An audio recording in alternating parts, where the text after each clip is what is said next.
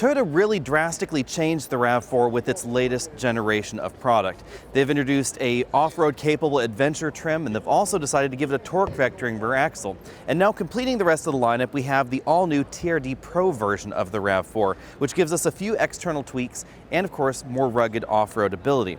So we have a front end look that's definitely tied in a little bit more with the rest of Toyota's TRD Pro truck line. And then if we walk on over to the side, you'll notice that we have very different tires going on in these wheel wells versus what we see in the adventure grade model. These are Falcon off-road tires. They're definitely more aggressive, but they're not quite as aggressive as what we would see in something like a Jeep Wrangler, of course. That's not exactly the mission of the RAV4. Now, key things to know about this vehicle are that we have basically the same ride height as the RAV4 Adventure, which is about 8.6 inches, generally in line with something like a base Grand Cherokee or a Subaru Outback. But we don't have any skid plates underneath like you would find in something like an off-road dedicated vehicle. In some ways, this is a TRD styling package with a little bit of additional capability, but not quite that next level that we would see in something else. We do have the two-tone styling available in this. You can see we have a white roof here, charcoal body right down below, and then we have, again, some more rugged off-road treatments in the back.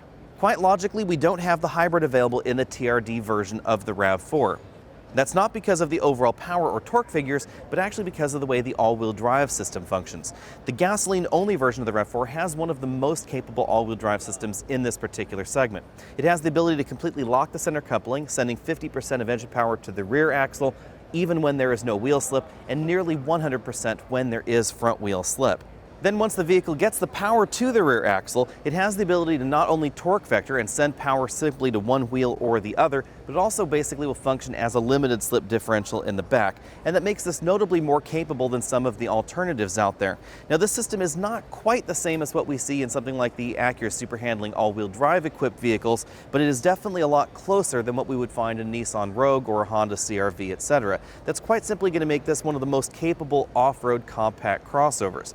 Now, it's not going to be quite Jeep Cherokee level, but it's going to get closer than, again, any of those alternatives.